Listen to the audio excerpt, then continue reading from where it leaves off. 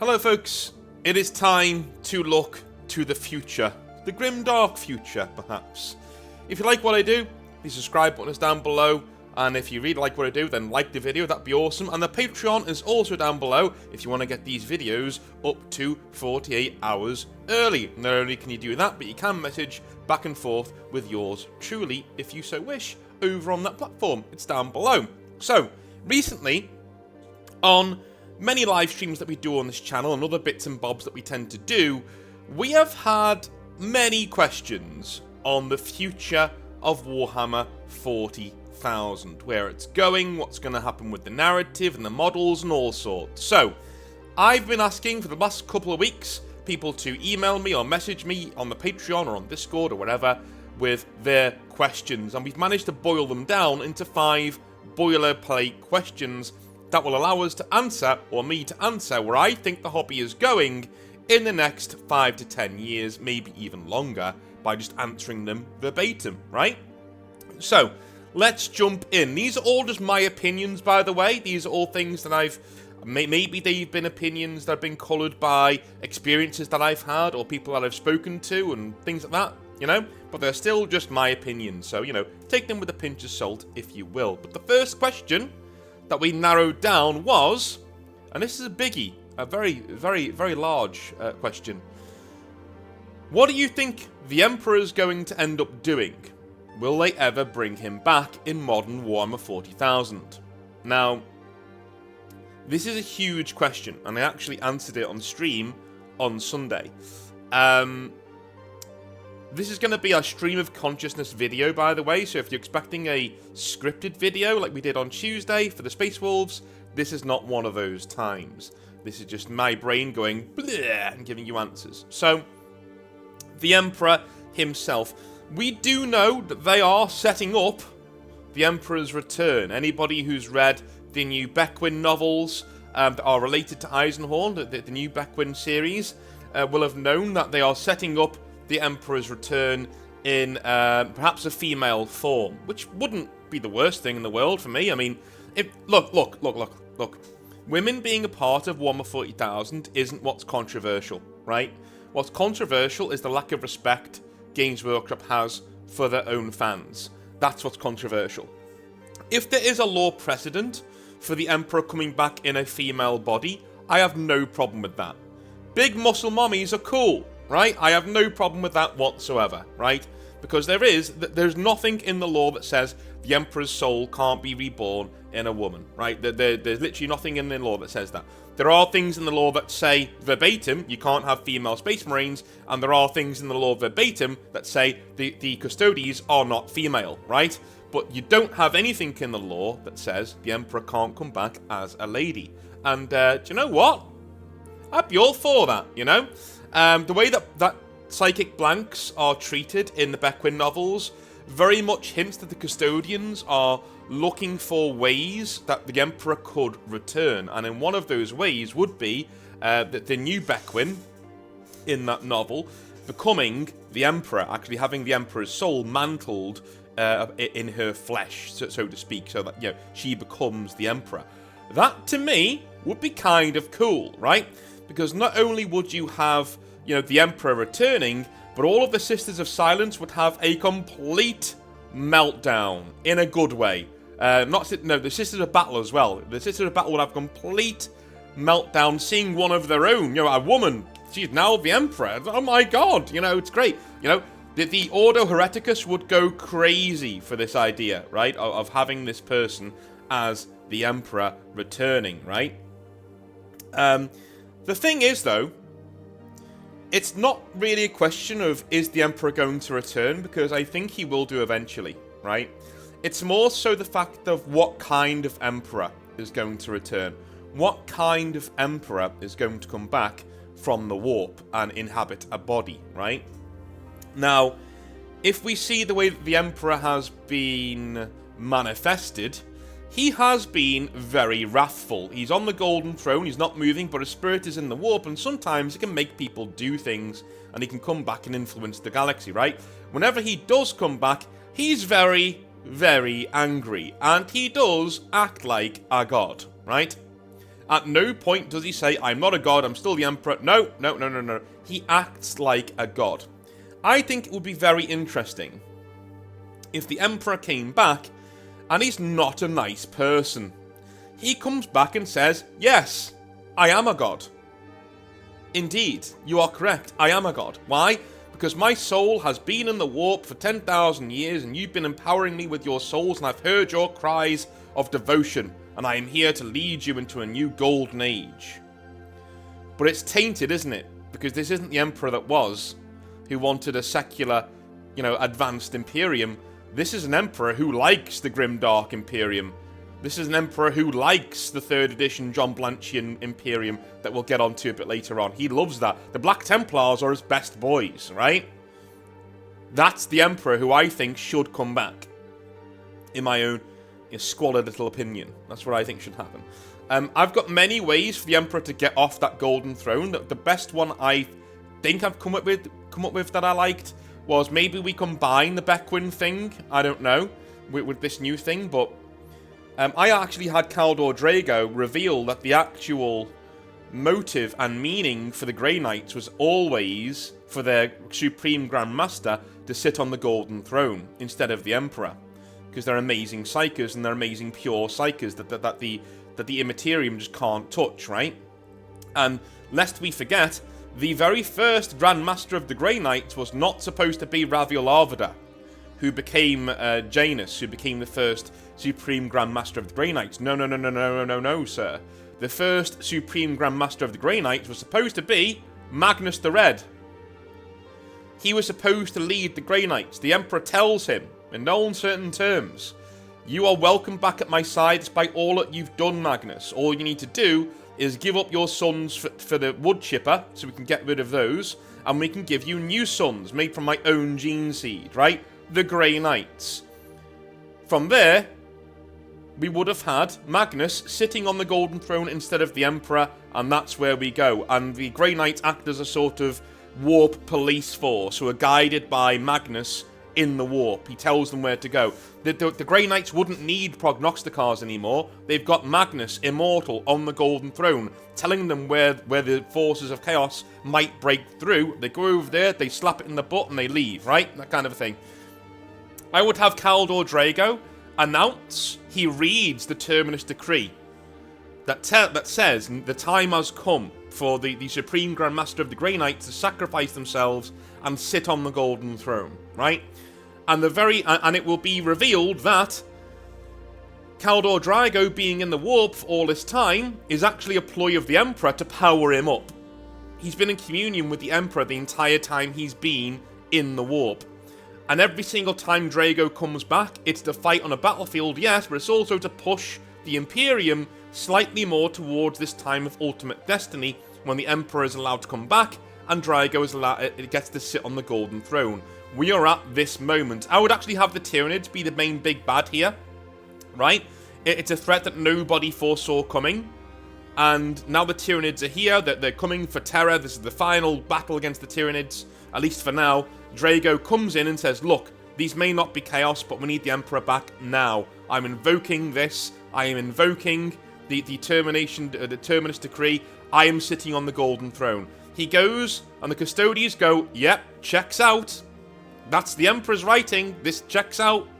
Last time we did this, we got Rabute Gilliman back. Let's try it, right? They're desperate. Everything's going wrong. The Imperium's being eaten. The Terra's being eaten by the Tyranids. So, they literally remove the Emperor from the Golden Throne and the Astronomicon goes out. Everybody panics. Drago sits on the Golden Throne and the Astronomicon comes back on. Brighter than before, because the Emperor was on his last legs, Drago isn't, right? Drago is now tethered to the Golden Throne, and he leads the Grey Knights from the Golden Throne, telling them where to go, and things like that, swimming through the Immaterium, right? The corpse of the Emperor instantly dissolves, but then starts to re-knit itself, right? As the faith of everybody who's been empowered by him, right, comes into the body, because now the body is released from the warp, it finds its flesh again. It comes down, it's so powerful, it finds the Emperor's flesh, knits it together, rebuilds it so that we've got the Emperor standing before us. Now, this is not the Emperor who was there at the end of, 30k. This is not this amazingly powerful being. He is essentially the same power level as a very powerful Primarch. Because most of his power is used up in the Golden Throne, in repairing it for Drago when he comes off the throne, right? So most of his power is there, making sure that Drago can sit on the throne and actually maintain its energies and its power. Because even a Psyker like Drago couldn't stand up to it for very long, right? The Emperor spent all of this time in the warp harnessing his own soul, girding it, strengthening it, so he could do something like this. And the fate of the Grey Knights was always to do this. It was always to not replace the Custodes, but be the Custodes off of Earth, right? They're out there in the galaxy, right? That was their destiny all along. That's what they were supposed to do. So the Grey Knight story kind of ends.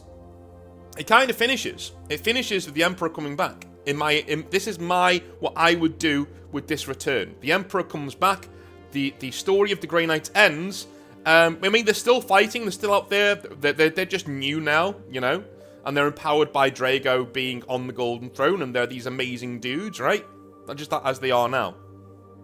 That's what I would do with Kaldor Drago, the Emperor, and that's how I would bring the Emperor back. If you want the Beckwin person, if you want him to be female, Beckwin could be, a body that she's there in the throne room and she's possessed by the Emperor instead of the Emperor's body reknitting. Simple change, right? And now we have this, Primarch. And if you wanted to do, you now have a female Primarch if you want, because now you've got the Emperor returned in a female body. But I would keep it as it is. I'd keep the Emperor as he is, nice and recognizable. And from there, I would push 40k into like a vast civil war, and I would have Guilliman not even recognizing his own dad now. He's like, wow, this guy's a massive piece of shit. I don't want to be around this guy, right? So Guilliman says, no, I'm not giving up the Imperium to this monster who's returned from the warp. My father was not a god, and this thing says it is a god. That's not my father, blah, blah, blah, blah, blah, right? So you have the new fans of the Imperium, the people who like the Primaris Marines and all that sort of stuff, they are fans of Macragge and Guilliman, and he has his part of the Imperium over there, right? If you like tragic heroes and stuff, and the underdog, then you've got Dante and his empire over there, right, in the north of the Imperium, in Imperium Nihilus, right? But if you liked the John Blanchian grim dark nature of 3rd edition and things before that, you like the Emperor, you like the Ecclesiarchy, you like Terror, and that's expanding outwards ever so slowly. He's bringing more and more and more Imperial forces over to his side. And so it's heavily hinted that eventually the Emperor will win. But he's going to win in quite a dark way, because he's going to become, if he's not already, a god. That's what he is, right? So that's how I would bring the Emperor back. They will do it eventually. The money's there to be made. And if the money's there to be made, Games Workshop are going to do that, right? It just is what it is. You know what they're like. All of their motivations are monetary in fashion, Second question. What are the next Primarchs to come back, do you think, and why? In all honesty, if it was me, I probably wouldn't have brought back many Primarchs. I would maybe have brought back one each, and then killed the rest off. I don't know, man. It just seems a bit, But if you bring back one, you've got to bring them all. That's my, thing here. If you bring back one like Guilliman and then Magnus, where are the rest? You can't have such big characters who want to conquer the galaxy and rule it for themselves do nothing. Because that's really immersion breaking and stupid, right? So if you have Guilliman coming back, and Magnus coming back, and Mortarion coming back, where are the rest? So all of them will come back eventually, because if you have one, you're pretty much going to have them all. Because if you don't have any of them, then that sort of makes a weird sense, because the Primarchs are filled with warp souls, right? They're immensely powerful souls from the warp, god souls basically, that have been shoved into a mortal body by the Emperor to make the Primarchs, right? So in doing that, if they sort of challenge Destiny. Destiny has no hold over Primarch. So the actual, the fate of the Primarchs might have been always for them to fade away eventually, and that's what they've done. So if you don't bring back any, that's fine. But as soon as you open that Pandora's box and you bring back one, now you have to bring them all back. Because if you don't, your entire setting makes no sense at all. Right? It's not cohesive at all. So, we've got Guilliman, we've got Magnus, we've got Mortarion, we've got Angron now. We've got the Lion, of course. I think we need another... I would round it out and bring back Fulgrim next. That would be my thing. I'd round out the Chaos Pantheon and bring back Fulgrim. And I'd probably bring back Lorgar too. As much as I want to bring back Perturabo, he doesn't need to come back just yet, you know. If I did bring back Perturabo, he would be in a vast crusade with Vashtor, right? So, he would be in a vast crusade allied to Vashtor. And taking Forge Worlds across the galaxy. That's what he'd be doing, right? He's just an amazing dude, right? He would come back and do that. But I would bring back probably Fulgrim next. You know, make it a nice big return. And then probably Rogel Dawn after that. Probably Dawn. Because once you've got the big three, you've got the big three there. You know, you've got the Lion, Guilliman, and Dawn. They're back now. And then I'd probably go with another Loyalist Primarch way down the line to even up the score. So you got 4 on each side. And we go from there. But that's what I would probably do. I'd probably bring back Dawn. But at the end of the day, I don't think they've really handled the Primarch returns very well. Guilliman's was a bit of a mess, even though, okay, I can see what they were trying to do there. But the story was just too convoluted, you know? And the motivations of everybody who brought him back were also extremely convoluted. It would have been fine if he just got up, because they told us for years that Guilliman's scars were healing, even in stasis. So what if they're now healed and he just wakes up? You know? We could have literally just had the Emperor reach out with his soul, say, Guilliman, you're ready to get up now? And Guilliman says, yes, father. Good. Your world's being attacked by the Black Legion. Get up and clap some cheeks. Okay. And he gets up. That would have been fine. But no, instead we've got the Inari, and we've got Magnus, and we've got, you know, a Grey Knight Voldus there. We've got, oh god, all these different things that you don't need. Okay? You don't even need the Primaris Marines. I wouldn't have done the Primaris Marines either. Right? I would have released new Space Marine sculpts. Yeah. Update your most bread-winning line. Yeah, sure. Sure. Bring out Primaris Marines. Excellent. Yes. Do you know what else I would have done? Right? If you can bring your 2,000 point list of old Space Marines into the store, you get a free box of Primaris Marines. Just as a sorry because, you know, we're updating your model line now, so you're going to have to buy new Marines. That's what I would do. 1 free box of 10. You know? Primaris Marines. And they're not even called Primaris Marines. They're just the new standard of Marines in Mark 10 plate. That's all they are. Right? That's what I would do. The more appropriately sized Space Marines. That's it. So I wouldn't have done Primaris Marines. I would have just brought Guilliman back in the most simple way. He wakes up at the behest of the Emperor's soul, just as Ultramar's about to fall to the Black Legion. That's what I'd do. Right? And Guilliman leads Crusade from there to Terra, talks to his father, and now we get basically the same story as we got now, right? In Guilliman going out there and putting the Empire back together again. But again, the way the Games Workshop write these things is a bit messy, and it's not to my liking at all.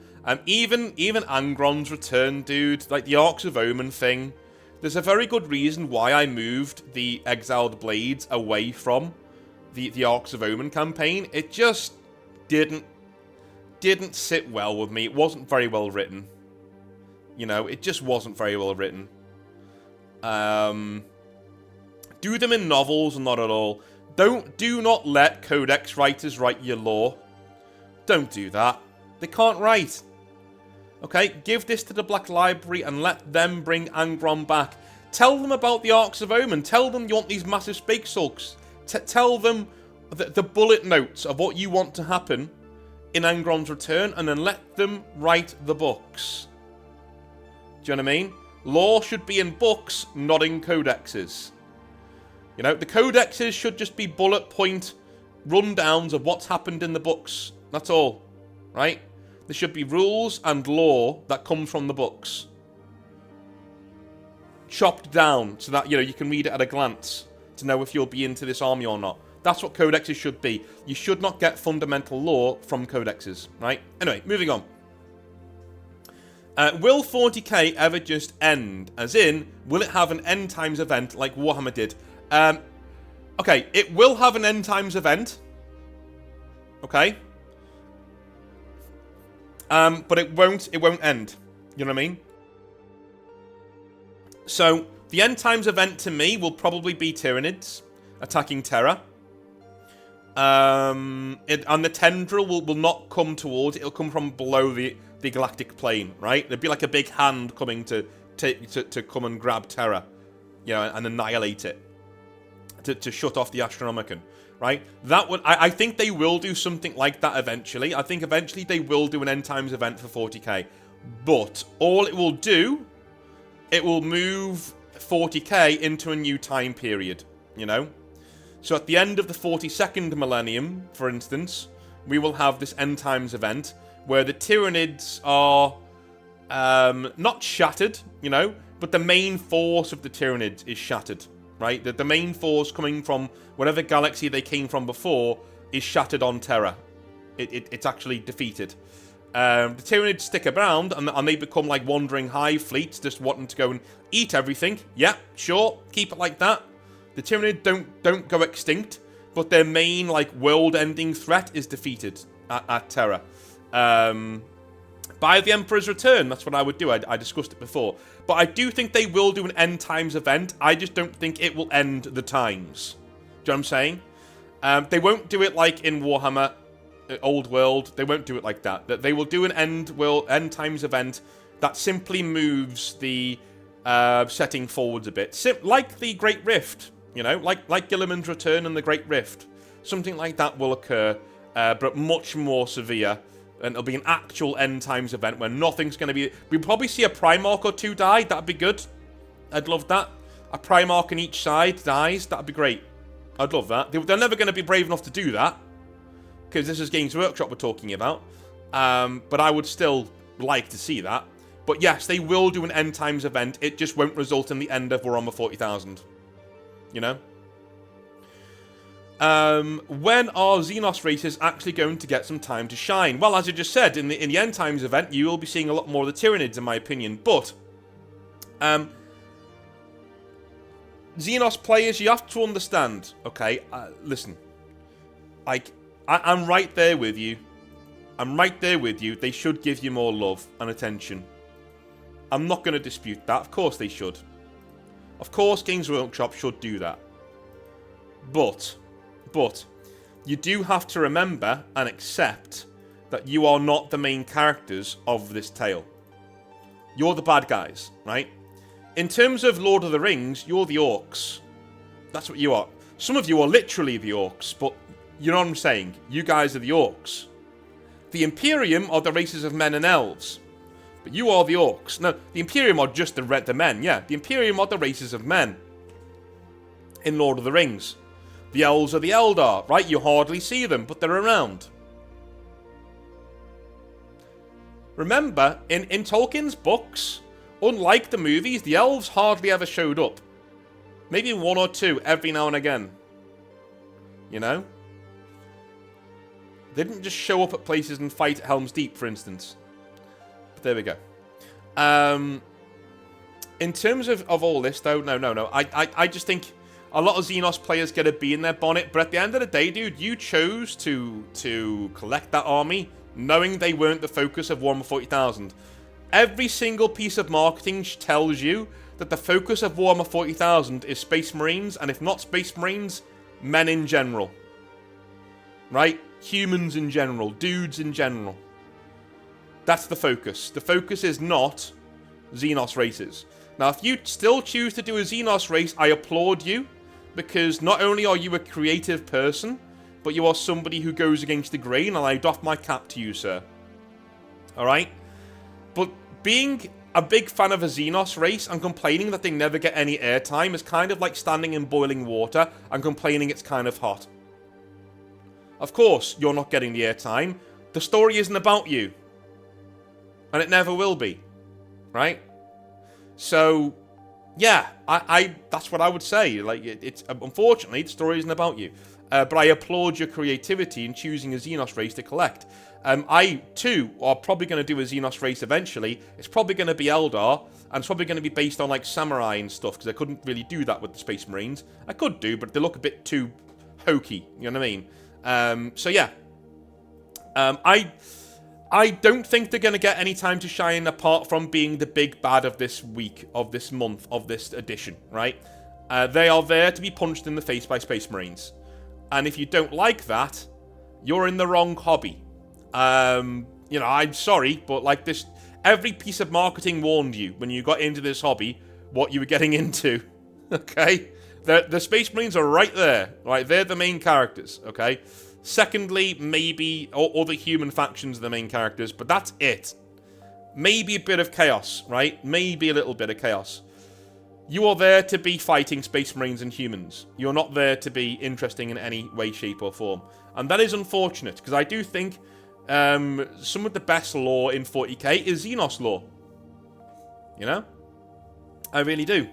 But they don't sell. You know, Xenos books don't really sell. Xenos only books don't really sell anyway. You know, look at the numbers, man. They're right there on Google. Go and have a look at them. Right? They don't really sell that much. So yeah, I would say it would be a lot more of a peaceful life for you as a Xenos player if you just accepted that this is the lot, this is where you are, and that's not going to change. If you don't accept that, you're not going to enjoy this hobby very much, because Games Workshop are never going to give you front and center seats. And they never have done, by the way. Just because people like the older editions, it doesn't mean that Xenos players were this lauded species back in the day, and the whole narrative of 40k revolved around them. It's never done that. You've always been peripheral. You've always been on the outside looking in. Take pride in that. Take absolute pride in that. You know, don't wish you're the Imperium. Be proud of being Eldar and Orcs and Necrons and Tyranids. We need players like you, right? Because a hero without a villain is just some dickhead in a cape. Anyway. Will we ever get back Grimdark 40k? I loved the 3rd edition and the John Blanche years, right? This came up a lot. I would say no. You're never going to get back true old school 3rd edition 40k Grim Darkness. That's never coming back, because the modern sensibilities of people have shifted over the years. And Games Workshop seem to want to make a game for the mythical modern audience, quote unquote, that doesn't actually exist. And financially, they will suffer for that decision, and they already are. So, you know, we don't need to go too much more further into that. But no, Grimdark 40k, in my opinion, probably isn't ever coming back. But that does not mean that there are elements within 40k that you cannot enjoy. The Black Templars are still there, and they are still as rabid and grimdark as they ever have been in the past, right? All of the grimdark parts of 40k lore are still there. You may need to go and find them yourself. They won't be put front and center anymore, but they're still there. The main issue for me comes when Games Workshop starts going back and retconning things to be less grimdark. That's when the hobby dies. For me, that's when 40k dies. That's when it goes, and you leave and you don't look back. When they start going back and making old school 40k lore less grimdark and more palatable to the modern audience that doesn't even exist, that's when you leave. That's when it's done. It's over. Right? Right now, the grimdark's still there. It's not put on the front of the rule books anymore, but it is still there. You know? So no, it's never coming back, but it is still there. So you can find it if you want. Alright? So that's where I think 40k is going to go in the next 10 to 15 years. Those are the answers that I came up with to your most pertinent questions. What do you think your answers to those questions would be? I'll put the questions in the comment in the description of the video, so you can answer them yourself, alright?